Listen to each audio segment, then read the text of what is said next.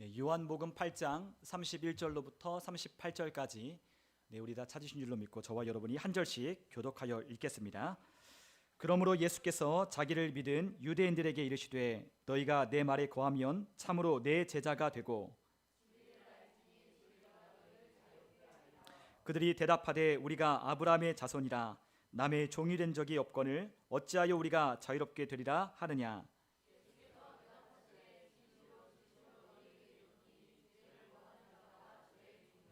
종은 영원히 집에 거하지 못하되 아들은 영원히 거하나니,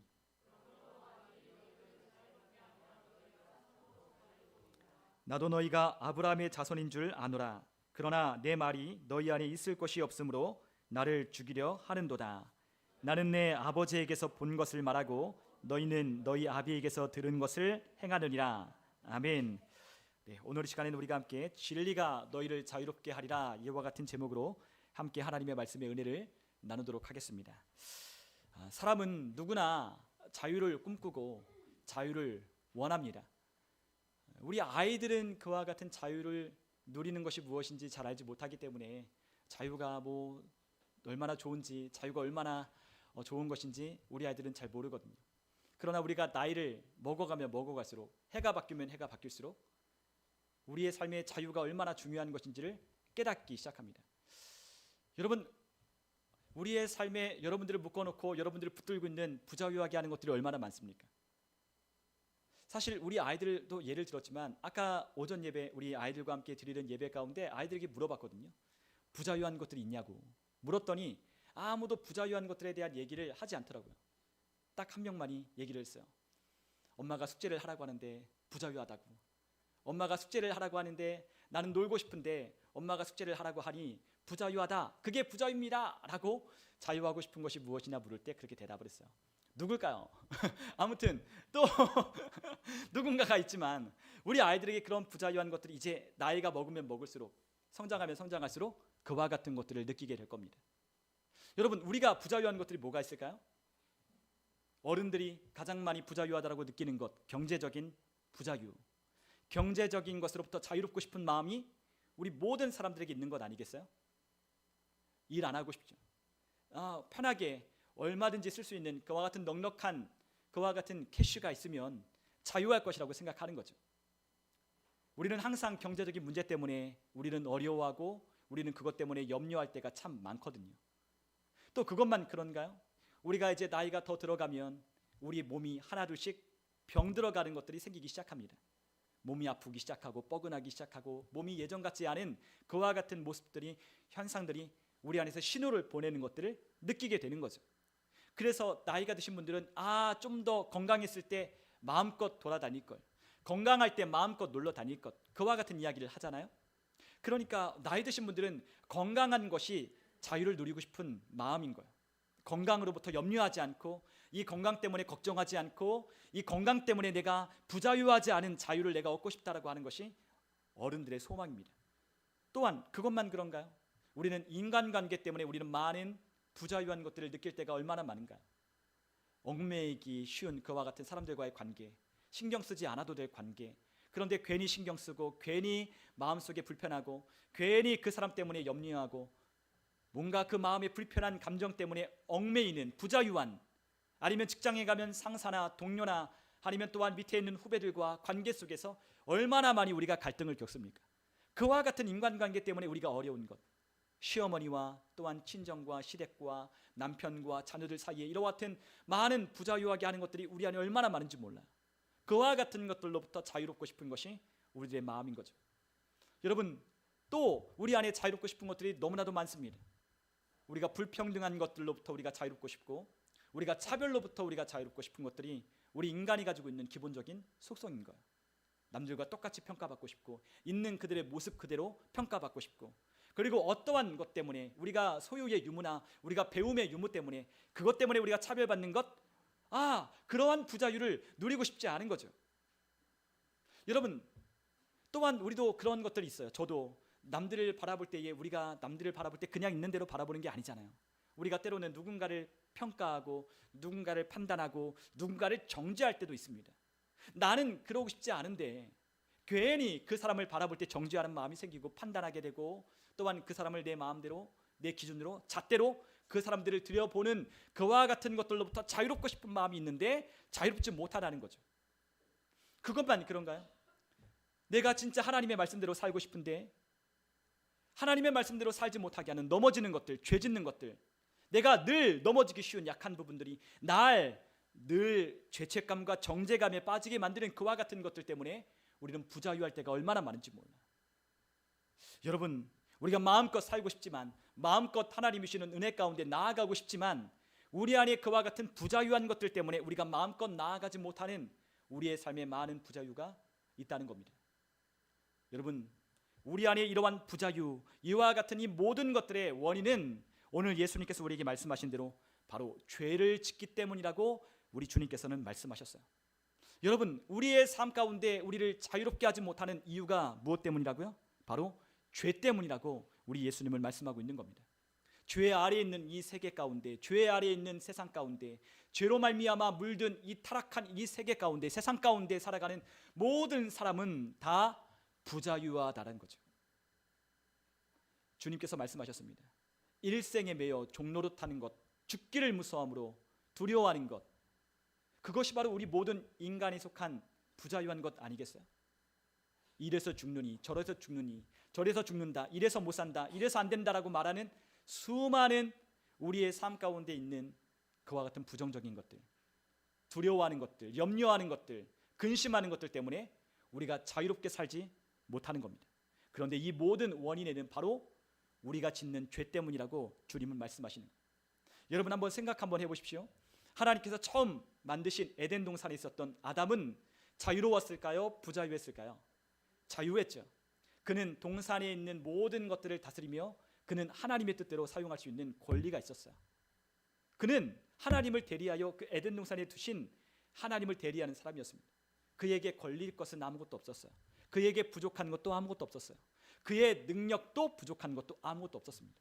그렇기 때문에 그는 아무런 부자유 없이 자유했던 사람이었다는 거죠.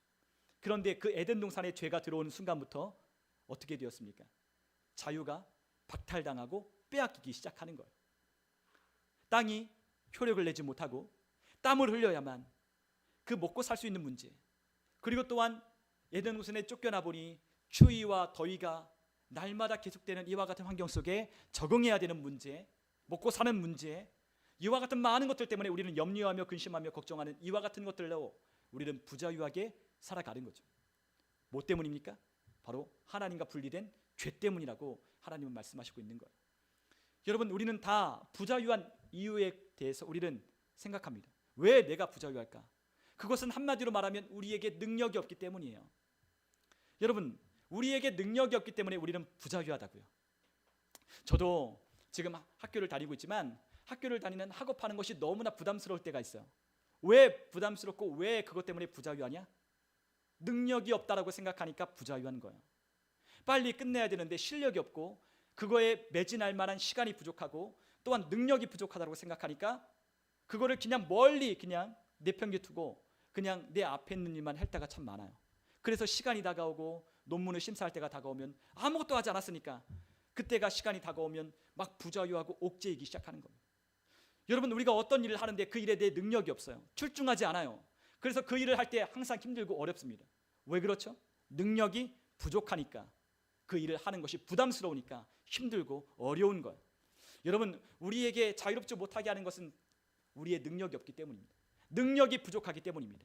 그거를 능히 할 수 있는 능력과 그리고 또한 그것을 할 수 있을 만한 그와 같은 것들이 우리의 삶에 공급된다면 우리는 부자유하지 않을 거예요. 우리가 돈 때문에 부자유한 사람은 돈이 많아지면 부자유하지 않는 겁니다. 학업에 늘상 어려움을 느끼고 또한 학업하는 데 있어서 많은 부자유를 느끼고 공부하라고 하면 괜히 힘들고 공부를 잘하고 좋은 성적 받아오라고 하면 괜히 마음에 부담이 되는 것은 능력이 없기 때문인 거죠. 그러나 공부를 잘하면, 공부를 잘하는 실력을 갖추면 공부하라는 말이 부담이겠습니까? 공부 안 하라고 해도, 하지 말라고 해도 자기가 잘하는 걸 찾아서 하게 될 겁니다. 여러분, 우리에게 능력이 있다면 우리는 자유롭지 못한 것에서 해방되는 거예요. 하나님은 우리에게 무엇을 주셨느냐? 거듭난 하나님의 자녀들에게 능력을 주셨다라고 말씀하셨습니다. 여러분, 하나님은 우리가 건강하기를 원하십니다.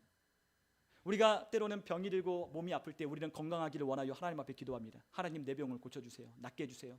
그런데 하나님은 우리가 기도하는 것보다 더 우리가 건강하기를 원하신다는 거예요.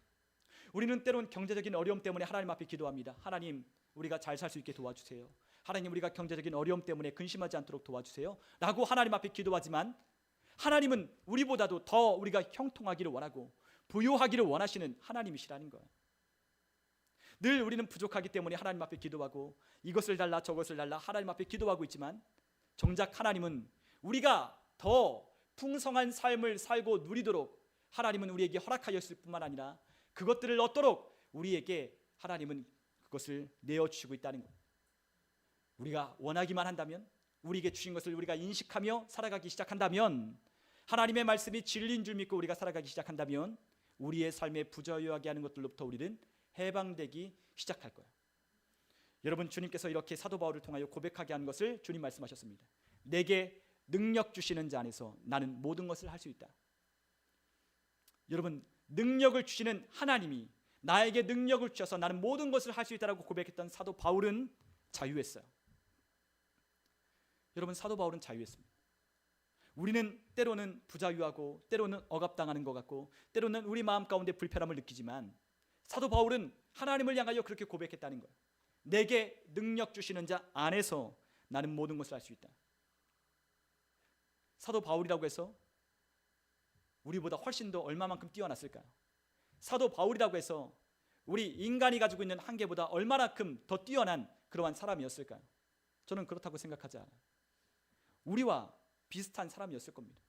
단지 조금 더 공부를 많이 하고 단지 그러한 혜택이 있어서 최고의 학문을 배웠던 그와 같은 사람이었고, 또한 부모가 로마의 시민권을 가지고 있는 자였기 때문에 그는 나면서부터 로마의 시민권을 가진 채 태어났지만, 그는 그와 같은 자신의 배경과 출신과 그리고 자신이 가지고 있는 그와 같은 환경 때문에 그는 할 수 있다라고 말하지 않았어요. 그는 무엇 때문에 할 수 있다라고 고백하느냐? 내게 능력 주시는 자 안에서 나는 모든 것을 할 수 있다라고 고백했다는 겁니다. 사도 바울이 복음을 전하러 갈 때에 어려움이 없었겠습니까?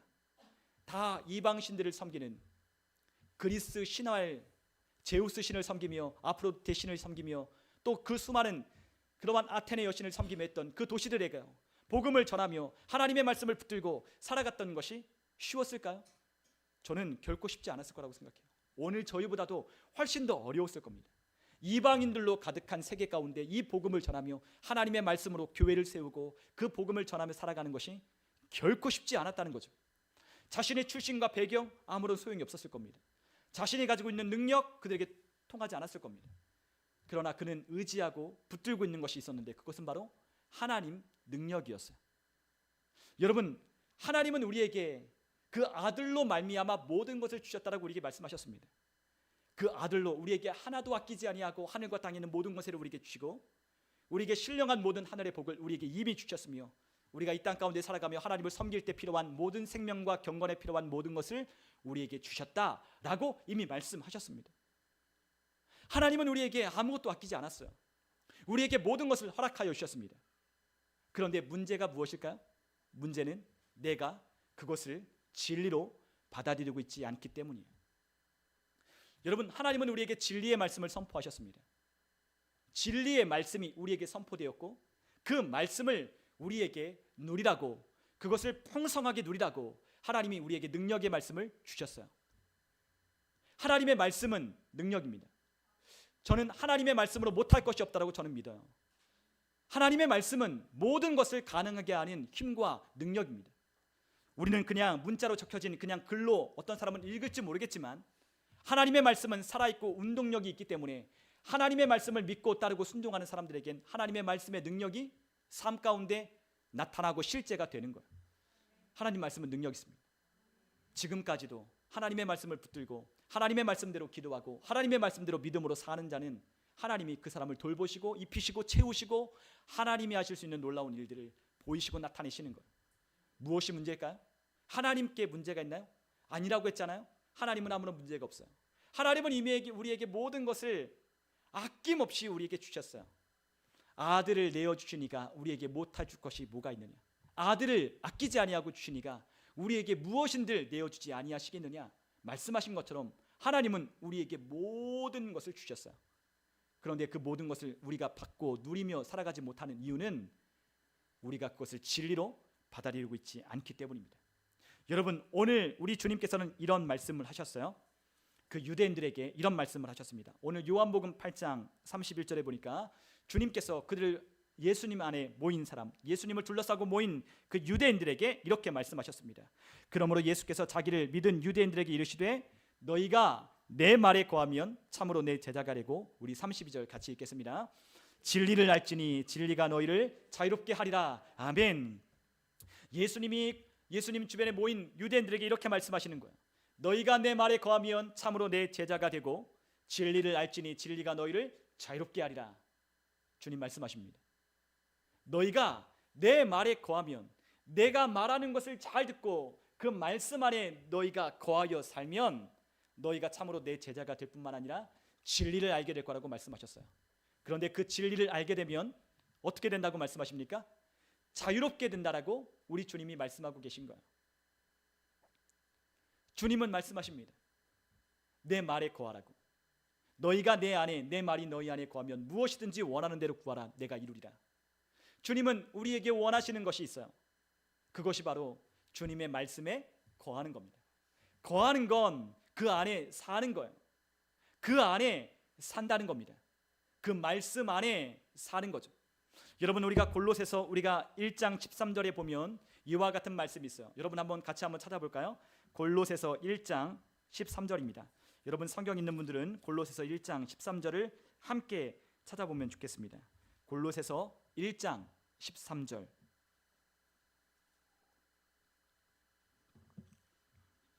우리가 함께 찾으신 분들은 함께 읽겠습니다. 그가 우리를 흑암의 권세에서 건져내사 그의 사랑의 아들의 나라로 옮기셨으니, 14절, 그 아들 안에서 우리가 속량 곧 죄사함을 얻었도다. 아멘. 자, 우리를 흑암의 권세에서 우리를 건져내어 우리를 어디로 옮기셨다고 말씀합니까? 그의 사랑의 아들의 나라로 우리를 옮기셨다라고 말씀하셨어요. 여러분, 그렇기 때문에 우리의 시민권이 하늘에 있는 거예요. 우리가 하나님의 자녀가 된 권세를 가진 겁니다. 우리가 지금 어디 있습니까? 우리는 하나님의 아들, 그 사랑하는 그 아들의 나라로 옮겨졌습니까? 아니면 옮겨지는 것입니까? 옮겨지고 있는 중입니까? 옮겨졌지요. 우리는 하나님의 그 사랑의 아들의 나라로 우리는 이미 옮겨졌어요. 우리는 어디 살고 있습니까? 우리는 그 아들의 나라 가운데 살고 있어요. 그 아들이 통치하는 나라, 그 아들이 주권을 가진 나라, 그 아들이 왕으로 다스리는 나라, 하나님의 왕국 안에 우리는 살고 있다는 거죠. 그곳은 하나님의 말씀이 통용되는 곳이에요. 하나님의 말씀으로 지배를 받고 하나님의 말씀으로 다스려가는 곳이에요. 그런데 우리가 지금 어디에 거하며 어디에 살고 있습니까? 우리가 지금 살고 있는 그곳이 어디입니까? 우리가 과연 그 안에서 거하며 그 말씀의 진리를 따라 그 말씀의 지배를 받으며 그 말씀이 우리의 삶을 다스리는 말씀으로 우리가 그 가운데 순종하며 살고 있습니까? 그렇지 않다면 우리가 거하지 않는 거예요. 그러나 우리는 이미 그 아들의 나라로 옮겨졌어요. 이미 옮겨졌기 때문에 그 아들의 나라 가운데 통치하는 하나님의 말씀, 그 법, 하나님의 말씀이 우리에게 말하고 있는 하나님의 진리가 이 땅 가운데는 통용되고 있다는 거예요. 하나님이 그 아들의 나라로 옮겨진 사람들에게 허락하여 주셨습니다. 그 나라 안에는 하나님의 법이 통치되고 하나님의 법이 통용되고 하나님의 말씀에 따라 모든 것들이 움직이고 있다는 거죠.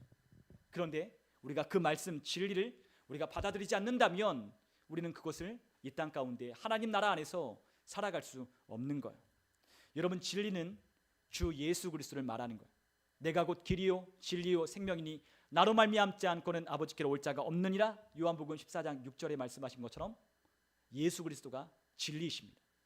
여러분, 또한 우리가 17장 17절, 우리가 요한복음 17장 17절에 보니까 우리에게 진리가 무엇인지를 이렇게 설명하셨어요. 그들을 진리로 거룩하게 하옵소서. 아버지의 말씀은 진리니이다. 골로새서 1장 5절에 너희를 위하여 하늘에 쌓아둔 소망으로 말미암음이니 곧 너희가 전에 복음 진리의 말씀을 들은 것이라. 아멘. 진리는 예수 그리스도, 진리는 하나님의 말씀, 진리는 복음이라고 우리에게 성경은 가르쳐주고 있어요. 우리가 이 진리가 우리의 삶 가운데 진리되지 못할 때, 이 진리를 우리의 삶 가운데 최고의 권위로 여기며 살아가지 아니할 때, 우리는 이 진리에 하나님이 허락하여 주시는 은혜를, 하나님이 우리에게 풍성하게 약속하신 하나님의 말씀을 누릴 수 없는 거예요. 여러분, 하나님은 모든 것들을 말씀 안에 담아 놓으셨습니다. 하나님이 이 모든 세상을 말씀으로 지으셨잖아요. 그리고 또한 우리 인간도 뭘로 지으셨습니까? 하나님 말씀으로 지으셨어요. 여러분, 우리는 뭘로 지으셨어요? 하나님 말씀으로. 우리가 거듭나는 것도 뭘로 되었습니까? 썩지 아니할 하나님의 씨, 하나님의 말씀으로 우리를 거듭나게 하셨다라고 했어요. 우리가 거듭난 것은 다른 걸로 된 것이 아니라 하나님의 말씀으로 우리가 거듭났다는 거예요. 여러분, 나는 뭘로 조성되었고 뭘로 다시 태어났습니까? 하나님의 거듭난 그 씨의 말씀으로 나는 다시 태어났다는 거예요. 나는 말씀으로 거듭났어요. 예수님이 말씀이 육신되어 이 땅에 오신 것처럼 우리도 말씀으로 다시 거듭났다는 거죠. 여러분, 하나님이 우리를 다르게 지었지 않았어요. 하나님 말씀으로 우리를 거듭나게 하시고 하나님 말씀으로 우리를 다시금 거듭나게 하셨어요. 그러므로 우리에게 적용되는 것은 무엇이냐? 하나님의 말씀이 우리에게 적용되는 거예요. 왜? 우리는 말씀으로 지어졌기 때문에. 이 모든 세상은 말씀으로 지어졌기 때문에 하나님의 말씀이 모든 것을 다스리고 통치하시고 역사하는 거예요. 나 역시도 하나님의 말씀에 따라 하나님의 말씀에 적용을 받는다는 거죠. 하나님의 말씀엔 모든 인간이 살아가는 모든 것들이 담아 있어요. 여러분, 우리가 전자제품을 하나 사면 전자제품과 함께 뭐가 함께 딸려오죠? 설명서가 따라와요. 설명서.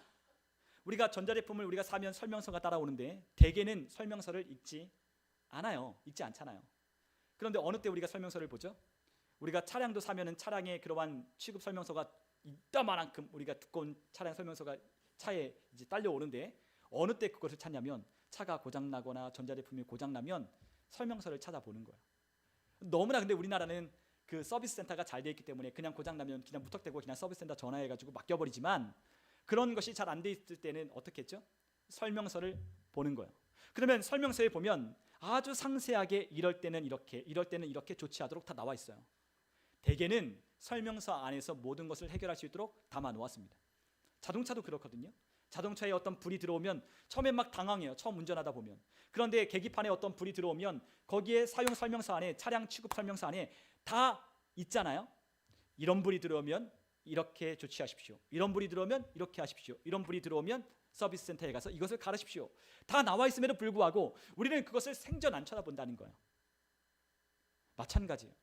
하나님께서 우리 인간을 잘 아셔요. 인간을 지으셨기 때문에. 그리고 그 인간이 살아가는 데 필요한 모든 것들을 어디에 담아 놓으셨다고요? 하나님 말씀에 담아 놓으셨어요. 성경은 인간 취급 설명서예요. 우리가 어떻게 살아야 하는지, 우리가 어떻게 기능해야 되는지 알려주는 설명서예요. 그런데 이 설명서를 사람들이 읽지 않아요. 어떻게 구원을 얻는지, 어떻게 풍성한 삶을 사는지, 어떻게 승리하는지, 어떻게 하나님이 주시는 치유와 능력을 경험하는지, 어떻게 우리의 삶 가운데 하나님의 부유함을 느끼게 경험하는지, 어떻게 우리의 삶 가운데 하나님 즐거움과 의로움과 평안함을 누리며 살아갈 수 있는지, 그와 같은 것을 하나님이 이 가운데 다 담아 놓으셨지만 이것을 보지 않으니, 이것을 보았다고 할지라도 그것을 진리로 받아들이지 않기 때문에 하나님이 우리에게 주는 자유를 누리지 못하는 거예요. 여러분, 하나님이 우리에게 준 이 말씀대로 우리가 살면 우리는 모든 분야, 모든 삶 가운데서 우리는 자유를 누릴 겁니다. 경제적인 문제, 하나님께 맡기는 거예요. 하나님이 나의 공급자가 되신다. 여호와는 나의 목자가 되신다. 그 한마디의 말씀, 그 말씀을 믿고 하나님의 말씀을 의지할 때 하나님이 나의 공급자가 되심을 경험하는 거예요. 몸에 병이 들고 뭔가 아프다고 느껴지십니까? 그러면 저가 채찍에 맞음으로 너희가 나음을 입었다라고 말씀하신 하나님의 말씀, 너 나았다라고 말씀하신 하나님의 말씀 따라 그래, 나 나았어 라고 믿고 하나님의 진리의 말씀을 내 삶의 가장 권위에 두면, 최고의 권위로 하나님의 말씀을 둔다면 우리는 하나님의 말씀에 따라 우리는 그 능력을 경험하는 거예요. 저도 가끔 그래요. 몸이 아파요. 몸이 좀 뭐가 그래요. 그럴 때 어떻게 하냐면 그 말씀을 고백하는 거예요. 저가 채찍에 맞음으로 너희가 나음을 입었다. 아멘. 믿는 자들에게는 이런 표적이 따르리니 병든 자에게 손을 얹은 즉 나으리라. 제 몸에 손을 얹고 기도하는 거예요. 나았다. 손 얹고 하나님 낫게 해주세요라고 기도하는 게 아니라 뭐라고 기도하는 거죠? 선포하는 거예요. 믿는 것을 선포하는 겁니다. 여러분, 기도에는 달라고 구하는 것만 기도가 아니라 믿음으로 고백하고 선포하는 것도 기도예요. 몸에 손을 얹고 믿는 자들에게 이런 표적이 따른다고 했으니 나 예수 믿잖아? 나 예수 믿잖아? 그러면 이런 표적이 따라야 되는 거 아니야? 라고 말하며 나 나았다라고 말하는 거예요. 그런데 어떻죠? 아직 감기의 기운은 남아있고 몸은 메롱 상태고 또 몸이 노곤하고 뭐 그런 것들이 우리 안에 통증으로 느껴지잖아요. 그러면 우리의 몸이 뭐라고 하죠? 우리 안에 생각이, 대번에 드는 생각이, 이런 생각이 나오는 거예요. 야, 너 안 나왔잖아. 뻥치지 마. 야, 너 믿음으로 고백하지만 야, 이 믿음으로 되는 게 쉬워? 야, 그거 특별한 사람만, 능력 있는 사람만 되는 거야. 야, 안 나왔잖아. 야, 너 아직 아프잖아. 야, 너 아직 기침하잖아. 야, 너 아직 그렇잖아. 라고 우리에게 계속 우리 안에 있는 옛사람이 속삭이기 시작하는 거예요. 그런데 내 안에 있는 영의 사람은 뭐라고 합니까? 아니라고 얘기하는 거예요. 내 속사람, 진짜 거듭난 하나님의 영으로 다시 거듭난 내 안에 있는 영은 진짜 나는 뭐라고 이야기하느냐? 하나님의 말씀이 맞다라고 주장하는 거예요. 하나님 말씀이 맞다. 네가 뭔데? 네가 뭔데 안 나왔다라고 네가 그렇게 소리를 치냐? 사단이 계속 속삭이거든요. 너 안 나왔다고. 야, 그거 약간 사이비 아니야? 야, 그거 사이비 아니냐? 라고 이야기를 하기 시작해요. 나에게. 야, 그거 너무 좀 나간 거 아니야? 너무 좀 나간 거 아니야? 그런데 하나님의 말씀이 뭐라고 이야기하십니까? 믿는 자들에게는 이런 표적이 따른다고 하셨잖아요. 저가 채찍에 맞음으로 너희가 나음을 입었도다. 나을 거야.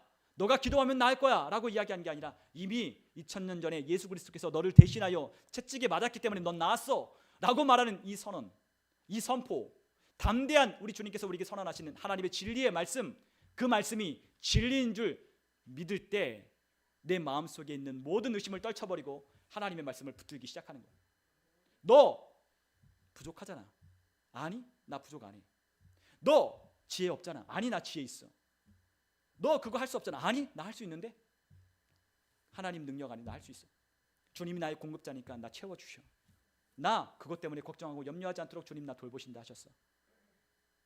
현상과 상황과 감정은 늘 변하기 마련이에요. 상황과 감정은 똑같을 수 있어요. 그런데 뭐가 앞서가는 거예요? 믿음이 앞서가는 거예요. 믿음이 먼저 가는 거예요. 믿음이 가고 그 다음에 환경과 상황과 통증과 감정은 따라가는 거예요. 어떨 때는 기쁘지 않아요. 오늘 아침에 일어났는데 어저께까지만 해도 충만했는데 아침에 일어나니까 기쁘지 않아요. 마음에 우울한 것이 몰려와요. 그리고 저녁이 되니까 저녁에 더 어두워지니까 더 고독한 마음들이 몰려와요. 그럴 때 여러분 어떻게 하시겠습니까? 어떻게 할 거예요? 내 감정이 가라앉고 내 몸이 그러한 어떤 호르몬들이 불균형해서 내 몸이 지금 내 몸 같지 아니하고 또한 내가 그것 때문에 막 그 감정이 요동치는, 그래서 막 지나간 과거들이 막 생각나고 막 남편 얼굴 보니까 막 믿기 시작하고 그리고 모든 것들이 하는 것들이 다 실증나고 짜증나는 그와 같은 상황 속에 여러분들 어떻게 하실 겁니까? 믿음으로 고백하는 거죠. 주님께서 채찍에 맞음으로 나음을 입었다. 나는 항상 기뻐하고 쉬지 말고 기도하고 범사에 감사하고 주님 말씀하셨던 그 말씀을 나는 붙든다. 나는 하나님의 자녀다. 나는 기쁘다. 나는 즐겁다. 나는 평안하다. 나는 안전하다. 나는 주님의 공급 안에 나는 살고 있다라고 말하며 그 모든 부족함으로부터 거절하는 거예요. 나는 거절한다. 나는 내 몸의 통증을 나는 거절한다.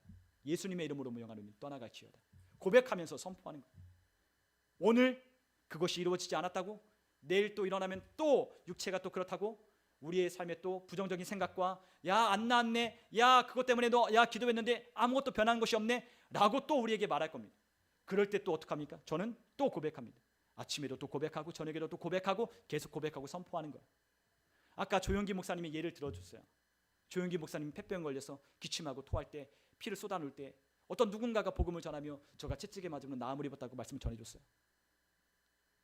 한옥집에 툇마루에 앉아서 하염없이 바깥을 바라보면서 몸이 아프고 고단하고 조금만 움직여도 헥헥거리면서 언제 죽을지 모르는 그와 같은 상황 속에 전해준 그 복음 한마디 듣고 그래 나았다라고? 나았다라고? 저가 채찍에 맞으면 나았다고? 오늘도 고백하고 내일도 고백하고 내일 모레도 고백하고 내일 후에도 고백하리. 어느 순간 헥헥거리는 숨소리가 정상으로 돌아오고 건강이 회복되고 병원에 갔더니 싹 나. 그래서 하나님께 쓰임 받는 거예요. 여러분 우리의 삶도 마찬가지입니다. 오늘 안 났다고 내일 포기할 겁니까? 아니요. 하나님 말씀은 즉각적으로 이루어지는 역사도 있지만 점진적으로 이루어지는 역사도 있어요. 왜죠? 우리의 생각과 우리의 마음과 우리가 가치관을 가졌던 모든 것들이 얼마나 옛사람들 가운데 우리가 얼마나 많은 것들이 우리를 그렇게 가로막고 있습니까? 진리가 진리되지 못하도록 얼마나 많은 것들이 우리의 삶에 방해하고 있느냐는 거예요. 벌써 우리가 믿음으로 생각하기 시작하면 믿음과 반대되는 것들이 오잖아요. 믿음과 반대되는 것들이 벌써 와요. 아니라고 말하는 믿음과 반대되는 것들이 계속해서 우리를 도전합니다. 내가 하나님의 말씀을 믿었는데, 하나님의 말씀을 믿고 고백했는데 즉각적으로 옆에서 믿음과 반대되는 이야기를 꺼내는 역사가 다가오기 시작하는 거예요. 아니라고. 기도한다고 될까? 야, 기도한다고 될까? 네가 믿는 대로 될까? 너가 그렇게 했다라고 너가 뭐가 달라질까? 안 달라졌는데? 너 아직도 그대로인데? 너 상황도 그대로고 너의 육체도 그대로고 모든 것도 변하지 않았는데? 라고 말하는 즉각적으로 찾아오는 부정적인 영이 우리 가운데 찾아와서 우리를 가로막고 있는 거죠.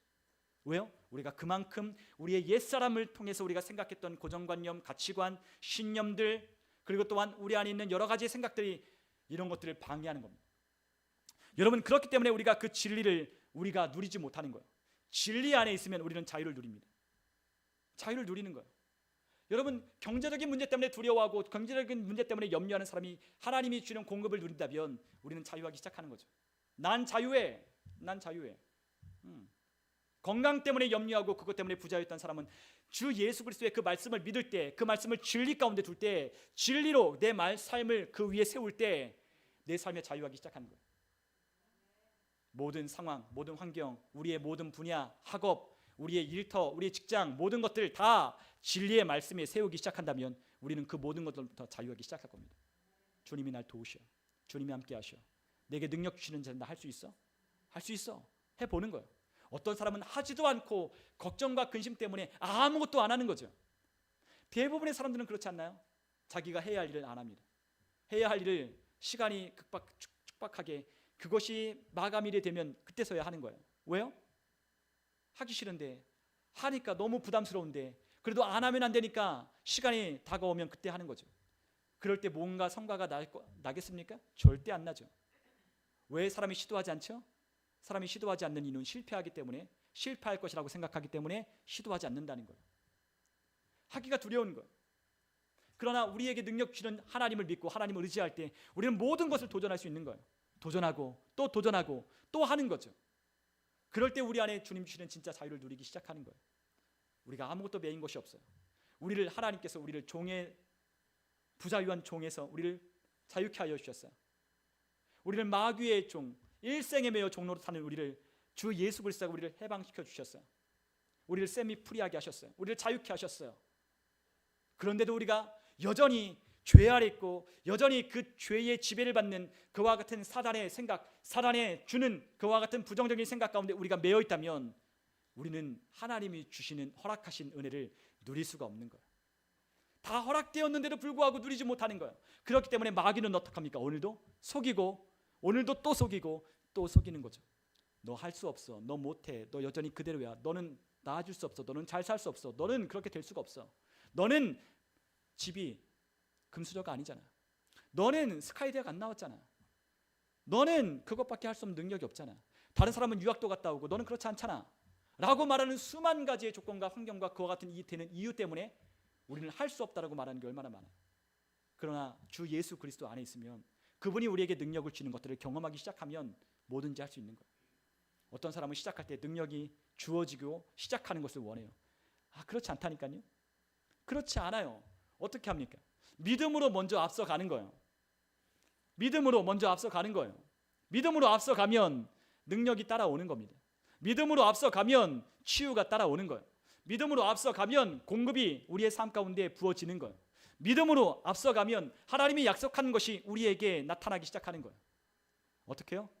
그 진리 안에 거하면 거할수록 우리의 삶에 점진적으로 하나님이 주시는 은혜와 하나님이 주시는 풍성한 것들이 늘어나기 시작하는 거죠.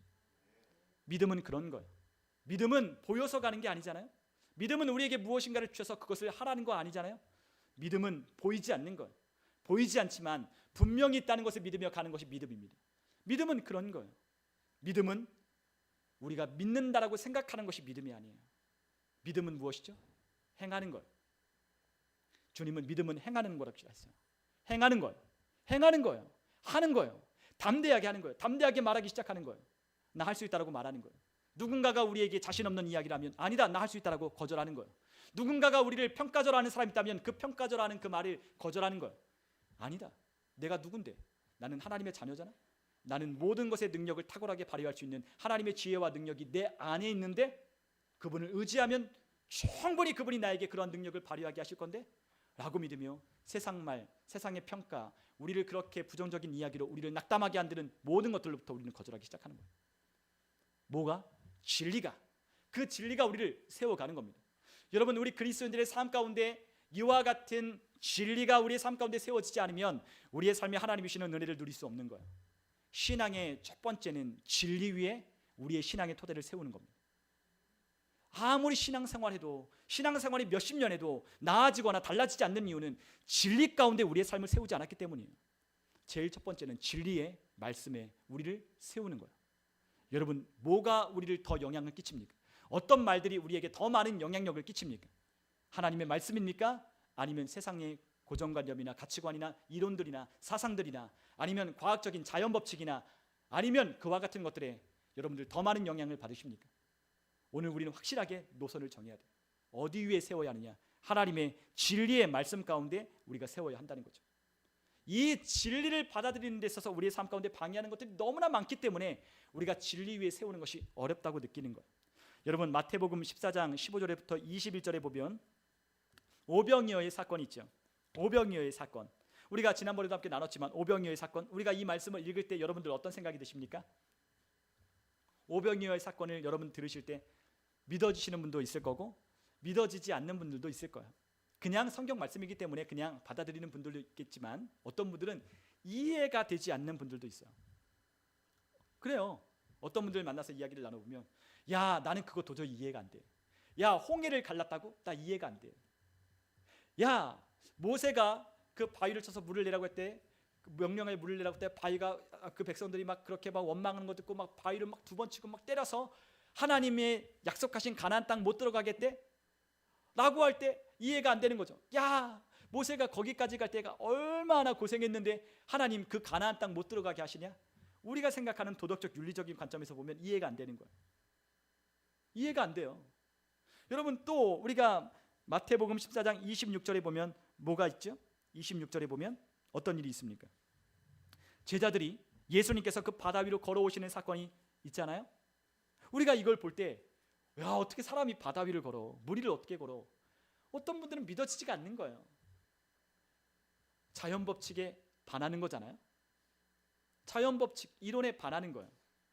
여러분, 어떻게 병이나 병원에 갔을 때는 못 고친다고 했는 불치병이라고 했는데 어떻게 나을 수 있어? 아, 저 목사님 뻥을 쳐도 유분수지. 야, 하나님의 말씀이 기록되어 있다고 할지라도 야, 그거는 어떤 특별한 사람이 그렇게 되는 거지. 누구나 대답할 수 있다고? 야, 거짓말도 좀 정도껏 해야지 라고 우리에게 믿어지지 않는 것들도 우리에게 있거든요. 그러한 것들이 우리 안에 그 하나님의 말씀을 진리로 받아들이는데 어려움을 겪는 거예요.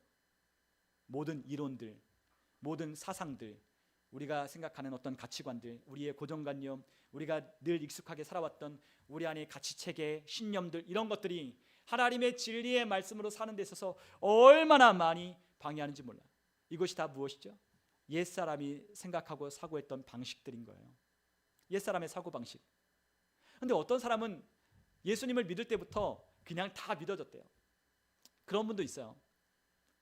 정도의 차이가 있지만 어떤 분은 야, 홍해에 하나님이 갈랐대. 믿어. 예수님이 물 위를 걸으셨대. 믿어. 다 믿어지는 사람이 있고 어떤 사람은 도무지 믿을 수 없다라고 이야기하는 분들도 있어요. 어떤 거는 믿지만 어떤 거는 믿지 못하겠다라고 이야기하는 분들도 계신 거죠. 그와 같은 것들이 우리의 삶에 진리를 최종 권위로 세우는데 어려움을 겪게 만드는 거예요. 왜냐하면 우리가 이 세상을 살아갈 때 너무나 많은 세상의 자연법칙 가운데 우리가 살아가고 있잖아요. 과학적인 사고, 합리적인 사고, 이성적인 사고라고 말하는 그런 것들이 우리의 믿음을 방해하고 있다는 거죠. 여러분, 과학적인 사고, 이성적인 사고, 합리적인 사고 하지 말라는 게 아니잖아요.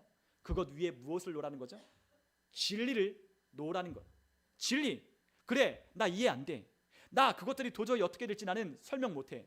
그러나 하나님이 그렇게 말씀하셨다면 그 말씀이 나는 진리인 줄 믿어. 나는 그 말씀이 그렇게 말씀하셨다면 나는 그 말씀이 진리인 줄 믿어. 이 모든 자연 법칙을 거스르고 모든 이론을 파하며 하나님의 말씀이 진리라는 것을 우리가 믿고 따를 때 하나님은 증명하셔. 이와 같이 믿을 때 우리 안에 진리가 세워지는 거죠. 여러분, 또한 우리가 진리를 받아들이는 데 있어서 우리 안에 방해하는 것들이 또 있어요. 그것들이 무엇이냐면 바로 우리 안에 있는 율법주의적인 생각들이 우리 안에 하나님의 말씀을 진리로 받아들이는데 어려움을 겪게 하는 거예요. 여러분, 호세아서 4장 1절과 6절에는 이런 말씀을 하셨어요. 우리 한번 호세아 4장 1절과 6절을 같이 한번 읽겠습니다. 이스라엘 자손들아, 여호와의 말씀을 들으라. 이 땅 주민과 논쟁하시나니 이 땅에는 진실도 없고 인애도 없고 하나님을 아는 지식도 없고 내 백성이 지식이 없으므로 망하는도다. 내가 지식을 버렸으니 나도 너를 버려 내 제사장이 되지 못하게 할 것이요 내가 내 하나님의 율법을 잊었으니 나도 내 자녀들을 잊어버리리라. 아멘.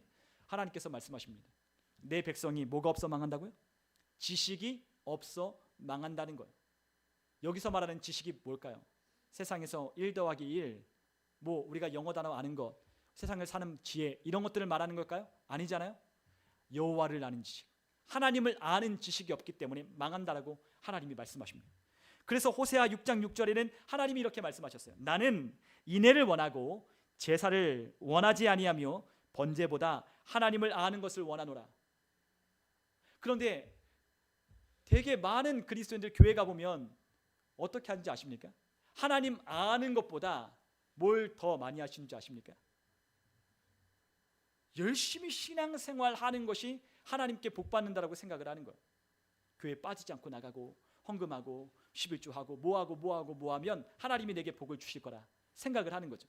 내가 하나님 앞에 그래도 이렇게 사는데, 내가 하나님의 말씀 이렇게 지키며 사는데, 그래도 내가 하나님 말씀 따라 내가 살려고 노력하는데 하나님 내게 복을 주시겠지? 아니요, 그렇지 않다는 거예요. 하지 말라는 게 아니라 뭐가 필요해요? 하나님을 아는 지식, 하나님을 사랑함으로 하나님을 아는 지식이 필요하다라고 하나님이 우리에게 말씀하는 거예요.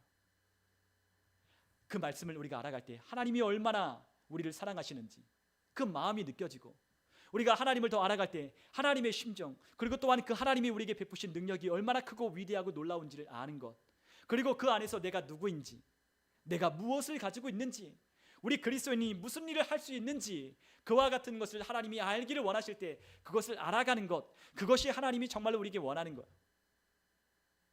하나님이 우리에게 많은 것을 주셨어요. 더 줄 것이 없대요. 더 줄 것이 없대요. 이미 가장 좋은 것을 우리에게 주셨잖아요. 그 아들로 말미암아 우리에게 모든 것을 아끼지 아니하고 주시겠다고 약속하지 않았어요? 그런데 우리는 아직도 부족하다고 생각하며 여기는 결핍의식, 우리 안에 부족하다고 말하는 이와 같은 하나님의 말씀에 근거하지 않은 그러한 우리 안에 말들, 이와 같은 것들이 하나님의 말씀을 진리로 받아들이는데 어렵게 하는 거예요.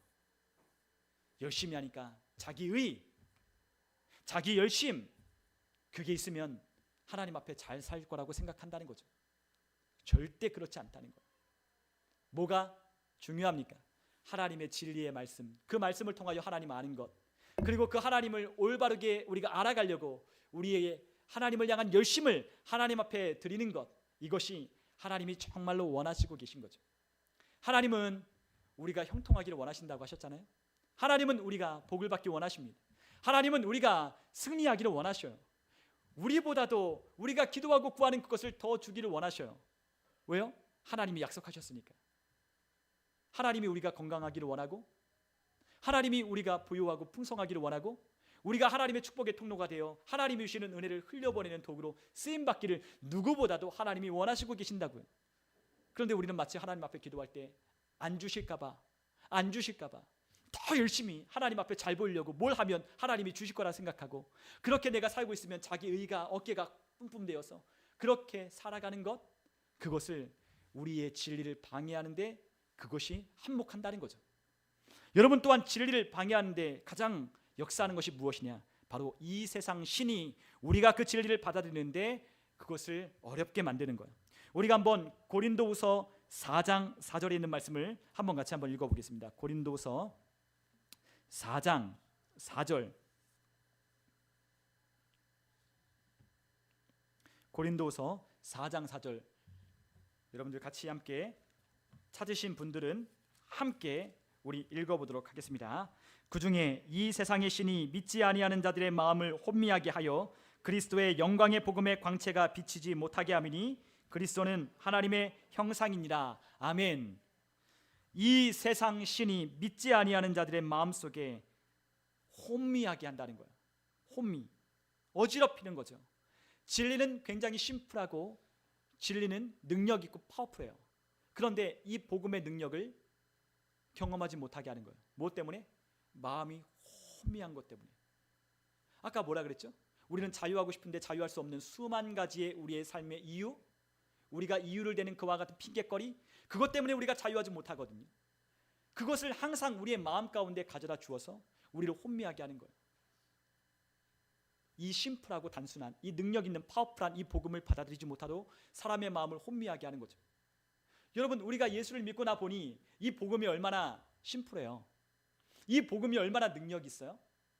그런데 이 능력 있는 것들도 역시 우리 그리스도인들 가운데도 이 심플한 이 능력을 경험하지 못하도록 우리의 마음을 혼미하게 한다니까요. 이 복음이 능력인데, 이 복음으로 사는데, 이 복음이 얼마나 우리를 능력 있게 하고 얼마나 우리를 간절하게 하고 이 복음이 얼마나 우리의 삶을 변화시키게 하는데 능력이 되는지를 사람들이 모른다니까요. 그리스도인들조차도 거듭난 하나님의 자녀라고 해도 그것을 모르며 살아가는 사람들이 얼마나 많은지 몰라. 복음이면 충분하다. 여러분, 김용희 선교사님 아시죠? 항상 이야기하잖아요. 복음이면 충분하다. 복음이면 충분하다.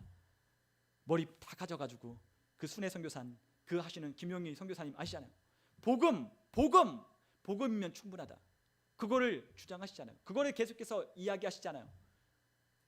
여러분, 복음이면 충분한 거예요. 복음 안에, 이 진리 안에 우리를 자유롭게 하는 모든 것들이 담아 있어요. 그런데도 우리는 이 복음으로 자유케 되는 이 자유를 누리지 못하고 있다면 이 마음 가운데 너무나도 혼미한 것들이 우리를 그렇게 만들고 있는 거예요. 여러분, 지금 우리 마음속에 걱정이 무엇입니까? 염려가 무엇입니까? 아직도 우리가 내려놓지 못하고 우리를 부자유하게 하는 것들이 무엇입니까? 그것들이 우리 마음 가운데 붙들고 있다면 그것 때문에 우리의 삶에 하나님이 주시는 풍성한 것들을 누리지 못하게 하는 걸림돌이 되는 거예요. 여러분, 아무런 제한이 없어요. 아무런 걸림돌이 없어요. 우리의 삶에 그 어떤 것도 걸림돌, 걸리적거릴 것들이 없어요. 그리스도 예수 안에서 걸리적거릴 것들이 아무도 없어요. 그런데 우리는 우리의 삶에 그 마귀가 놓아주는 그 혼미하게 하는 것들을 다 마음속에 끄집어 들여서 우리의 마음에 장애물들을 다 세우는 거예요. 나 이래서 못해, 나 저래서 안 돼, 나 이래서 할 수 없어. 다 자기 마음 가운데 장애물들을, 그와 같은 걸림돌을 다 끄집어 가지고 와서 자기 마음 가운데 가득 채우는 거죠. 못한다는 거예요. 안 된다는 거예요. 해도 안 된다는 거예요. 꿈도 꾸지 않는 거죠. 생각조차도 하지 않아요. 하나님이 우리에게 주시는 풍성한 삶을 꿈도 꾸지 않아요. 생각조차 하지 않아요. 그것이 우리에게 주신 마땅한 권리인 줄도 몰라요. 열심히 믿으면, 열심히 신앙생활하면, 열심히 헌금 내고 열심히 교회 다니면, 주일 성수하면 그리 되겠지. 막연한 기대, 막연한 생각, 절대 그렇지 않다. 여러분, 이 진리 위에 우리에게 바르게 설 때 우리는 진정한 자유를 얻기 시작하는 거예요. 제가 예전에 교회를 다닐 때 저희 교회 분위기가 참 자유하지 않았어요. 자유하지 않았어요. 왜냐하면 어떨 때는 지옥 갈까봐 굉장히 마음이 졸이는 거예요.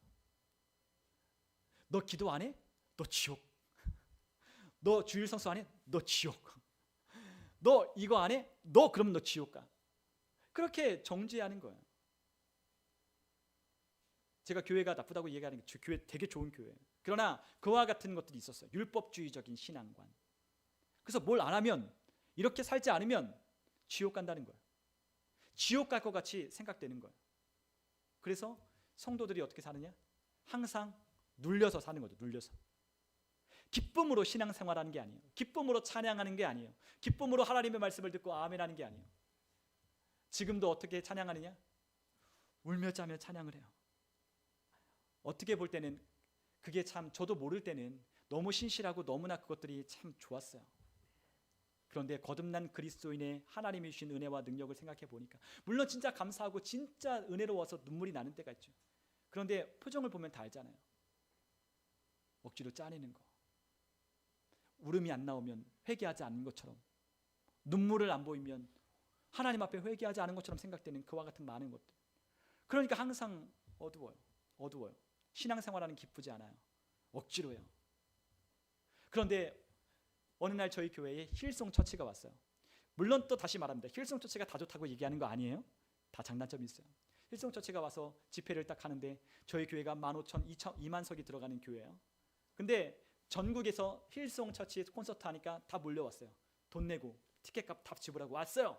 와서 찬양하고 막 예배를 하는데 저희는 앉아서 이러고 있는데 벌써 하나님 안에서 자유함을 누리는 사람들은 자기 자리를 박차고 나가서 그 스탠드 앞까지 나가서 뛰며 즐거워하며 박수치며 찬양하기 시작하는 거예요. 하나님 안에서 마음껏 자유를 누리는 거예요. 그 노래를 부르며 따라 부르며 그 하나님 앞에 신령한 노래를 부르며 하나님이 주시는 노래를 마음껏 누리는 거예요.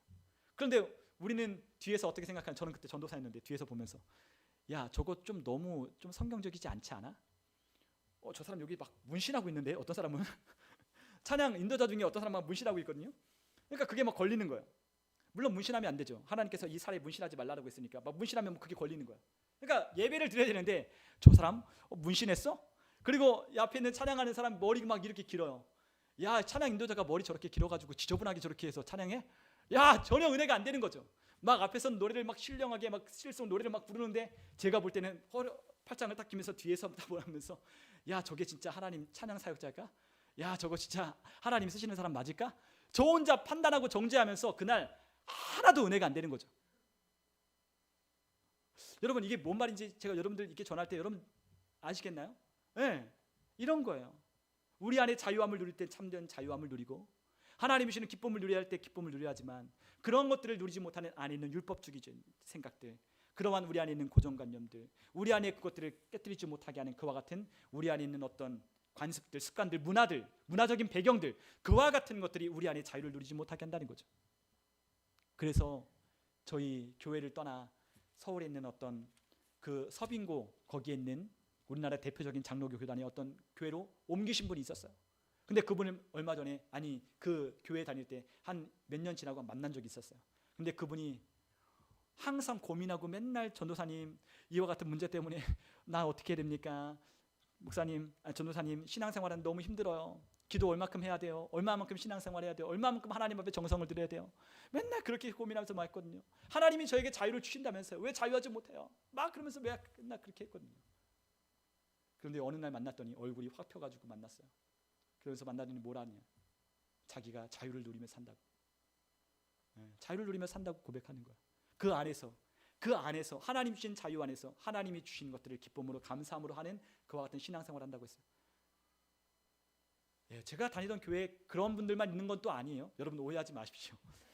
어찌되었든 우리 안에 그러한 부자유하게 한 것들이 너무나 많다는 거죠. 여러분, 그러나 하나님은 우리에게 말씀하셨어요. 우리 안에 자유를 누리라고 말씀하셨어요. 진짜 자유, 진짜 하나님 안에서 거듭난 사람의 자유, 어디에도 매이지 않는 자유, 어느 것에도 하나님 불편하지 않은 자유, 어느 것 때문에 못한다라고 말하지 않는 자유, 그 자유를 우리에게 허락하여 주셨다라고 말씀하셨잖아요. 그것을 우리가 누리며 살아가는 것을 하나님이 기뻐하시는 거예요.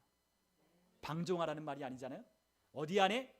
그리스도 예수의 말씀 안에, 하나님의 말씀 안에 거하기 시작하면, 그 나라의 하나님의 통치하시는 하나님의 말씀 안에 거하기 시작하면 우리 안에 얼마나 자유한지를 알게 되는 거예요. 여러분, 하나님 말씀 안에 울타리 안에 있는 것들이 얼마나 자유한지 아십니까?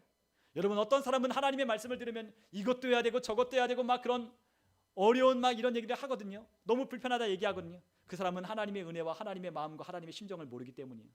여러분, 하나님의 울타리 안에 거한다는 것이 얼마나 자유로운지 여러분들 경험하셔야 돼요. 하나님의 울타리 안에, 하나님의 법 아래, 하나님의 말씀 안에 있다는 것이 얼마나 우리를 자유롭게 하고 얼마나 우리를 마음껏 하나님의 뜻대로 우리가 제한 없는 하나님의 은혜 가운데 살아가게 하는지, 하나님의 말씀의 울타리 안에 우리가 보호를 받을 때 그와 같은 자유가 생겨나는 거예요.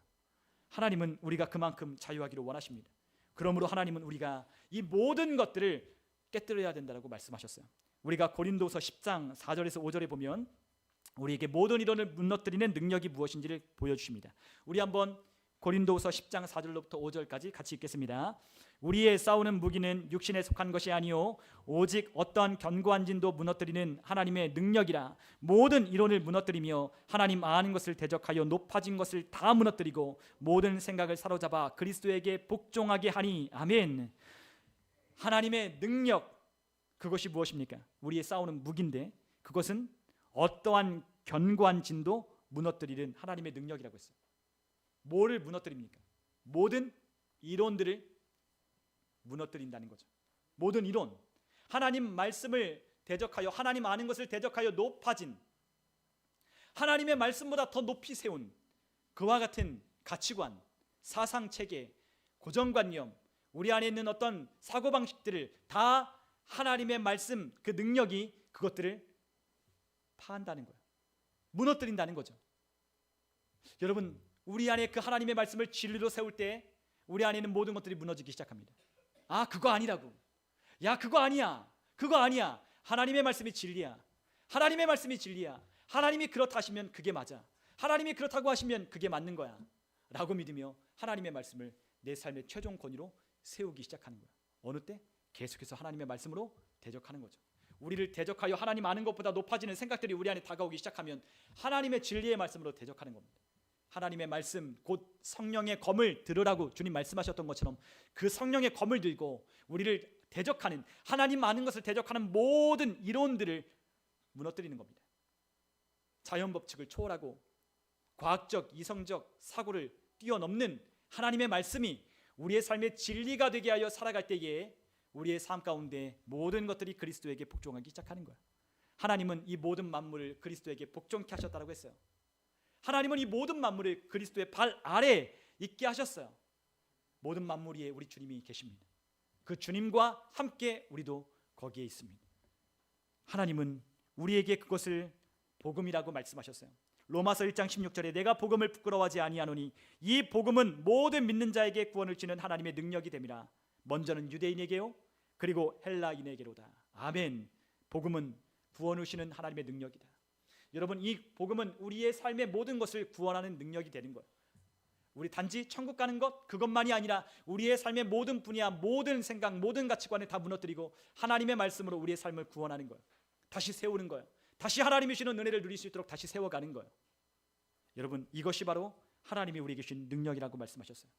그런데 이 모든 능력을 누가 주시느냐, 누가 역사하시느냐? 성령님이 역사하신다라고 하셨어요. 여러분, 우리 한번 에베소서 1장 17절로부터 19절에 있는 말씀을 같이 한번 읽어보겠습니다. 함께 읽습니다. 우리 주 예수 그리스도의 하나님 영광의 아버지께서 지혜와 계시의 영을 너희에게 주사 하나님을 알게 하시고 너희 마음의 눈을 밝히사 그의 부르심의 소망이 무엇이며 성도 안에서 그 기업의 영광의 풍성함이 무엇이며 그의 힘의 위력으로 역사하심을 따라 믿는 우리에게 베푸신 능력의 지극히 크심이 어떠한 것을 너희로 알게 하시기를 구하노라. 아멘. 여러분, 계속해서 등장하는 게 뭐죠? 하나님을 아는 거. 이 진리를 우리의 삶 가운데 세워가기 위해서는 뭐가 필요해요? 하나님을 아는 게 필요한 거예요. 우리가 알고 있다고요? 아니요. 다시 우리의 삶을 하나님의 말씀으로 세워가는 것이 필요해요. 내 삶을 진짜 하나님이 주시는 은혜 가운데 세워가기를 원하는 사람은 진리로 다시 세우겠다라고 결단을 하셔야 되는 거예요. 내 삶을 진리로 지어가겠다. 내 삶을 진리로 세워가겠다. 그 말씀으로 내 삶을 세워가겠다라고 하는 결단이 있을 때부터 우리의 신앙이 진짜가 나타나기 시작하는 겁니다. 여러분, 진리로 세워가는 거예요. 신앙은 우리의 고정관념, 신념 아니요.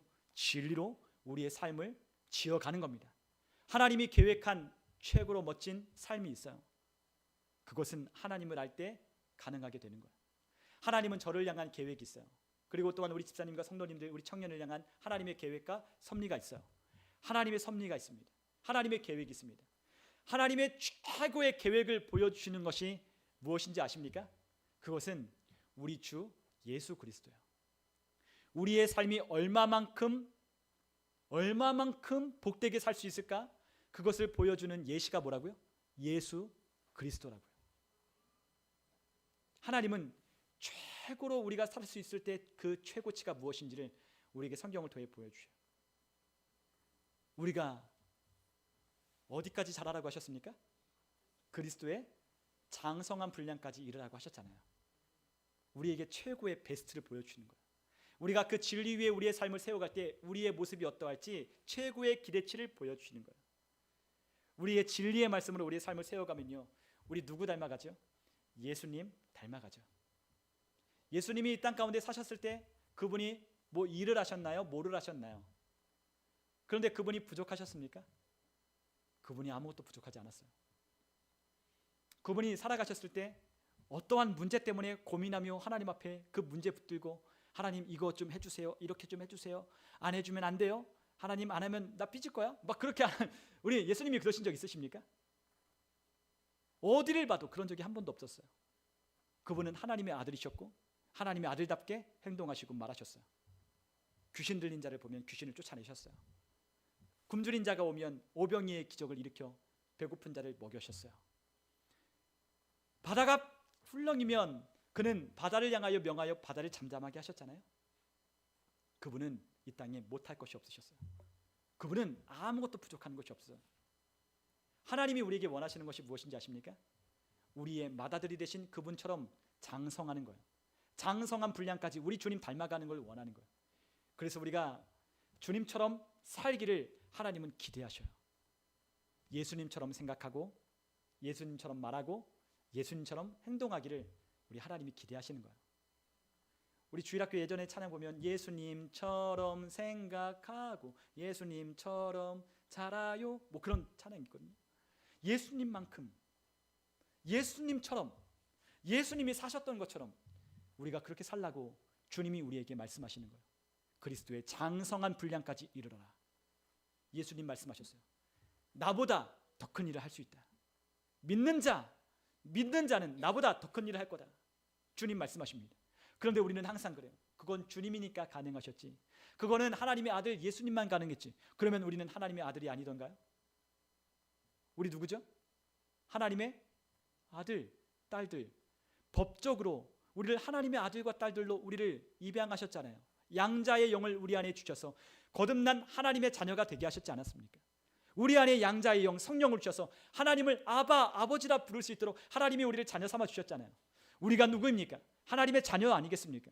예수님이 하나님을 바라보셨던 것처럼, 예수님이 하나님을 믿고 구했던 것처럼 우리도 역시 하나님을 아버지로 믿고 하나님의 신실하심을 우리가 믿는다면 우리도 예수님처럼 믿고 말하며 고백하며 선포하는 거예요. 주님 말씀하셨어요. 누구든지 이 산들어 들려 바다에 던주라 말하며 그 말하는 것이 이룰 줄 믿고 마음에 의심하지 않으면 그대로 되리라. 겨자씨 하나님 만한 믿음만 있어도 된다라고 말씀하셨어요. 누구 말이 맞습니까? 누가 우리의 삶의 믿음을 제한하는 겁니까? 주님이 우리를 제한하고 계십니까? 주님이 우리에게 너는 더 정성을 들이고 더 열심히 믿어야 된다라고 우리에게 말씀하시며 우리를 제한하셨습니까? 주님은 우리를 제한하지 않으셨어요. 누구든지 겨자씨 하나님 만한 믿음만 있다면 믿는 자들에게는 이런 표적이 따르리니 우리에게 다 말씀하셨습니다. 누구에게나 믿는 자들에게, 자녀들에게 주신 권리를 우리에게 누리라고, 그것을 사용하라고 우리 주님 말씀하셨어요. 저는 우리 교회의 성도님들 가운데 아무도 아픈 성도님이 없었으면 좋겠어요. 우리 교회가 잃어버린 권세를 우리가 회복해야 돼요. 귀신 들린 것, 병든 것, 우리의 삶에 가난한 것, 우리의 삶에 부족하다라 말하는 것, 이 모든 것들이 하나님 나라에는 없었어요. 하나님 나라에는 없었어요. 하나님 나라에는 그것들이 발붙일 것이 없었어요. 하나님 나라는 항상 풍성했어요. 하나님 나라는 은혜가 흘러갔어요. 그 하나님 나라의 은혜를 누린 사람은 가서 복음을 전했어요. 가난해도 가난하지 않았어요. 하나님이 채워주셨어요. 하나님이 그 지극히 가난하고 지극히 못 배운 그 사람들을 통하여 세상을 깜짝 놀라게 하셨어요. 믿는 자들이 더 많아지고 그 많아지는 그곳에 더 많은 것들이 모여지고 더 많은 사람들을 돌보고 가난한 과부와 고아를 돌보며 하나님이 그들에게 명하신 사업들을 하기 시작했어요. 사역을 하기 시작했어요. 누가 부족하다는 말은 아무도 부족하지 않았어요. 여러분, 하나님의 자녀는 이만큼 능력이 있는 거예요. 우리의 자녀된 권세를 평가절하하면 안 돼요. 누가 벼락합니까? 누가 우리를 평가절하합니까? 그거를 거절하십시오. 여러분, 우리의 가정에서, 여러분들 직장에서, 또한 우리가 사는 이 지역사회에서 우리 그리스도인은 탁월한 능력을 발휘해야 돼요. 발휘할 수 있어요. 그러한 능력을 우리에게 주셨어요. 그 능력이 어디 있습니까? 우리 안에, 그분 안에 있어요. 우리가 믿음으로 행하기 시작하고 믿음으로 뛰어들기 시작하고 믿음으로 기도하고 성령의 도우심으로 역사하기 시작한다면 하나님을 아는 지식만큼 우리의 삶에 더 많은 것들이 오게 될 거예요. 그래서 사도 바울은 기도합니다. 지혜와 계시의 영을 주사 하나님을 알게 해달라고 구합니다. 하나님을 알게 해달라고, 하나님 더 알게 해달라고, 진짜 하나님을 알게 해달라고. 그들의 마음의 눈 좀 밝혀주십시오. 하나님, 이 어두운 눈을 가지고 살아가는 사람들의 마음의 눈을 밝혀주십시오. 부르심의 소망을 얻도록, 성도의 기업이 풍성함이 무엇인지를 알도록, 하나님 그들의 믿음의 능력이 얼마나 뛰어나고 위대한지를 그들에게 알게 하여 주옵소서. 왜요? 믿음으로 그들의 부르신 모든 것들을, 하나님께서 믿음으로 주신 모든 것들을 누리며 살아가도록 하나님 앞에 기도하는 거예요. 여러분, 우리의 삶에 진리를 대적하는 그 어떤 것도 있을 수 없어요. 우리가 다시 한번 신앙생활, 우리가 하나님을 믿고 사는데 다시 한번 우리 재정립을 하셨으면 좋겠습니다. 저도 마찬가지예요. 저도 마찬가지입니다. 재정립이 필요합니다. 진리를 여러분들의 삶에, 제 삶에 최종 권위에 두십시오. 그 말씀이 그렇다면 그런 줄로 믿고 사십시오. 우리 모든 성도님들의 삶 속에 진리로 진정한 자유를 맛보시는 저와 여러분들 다 되시기를 주님의 이름으로 축원합니다.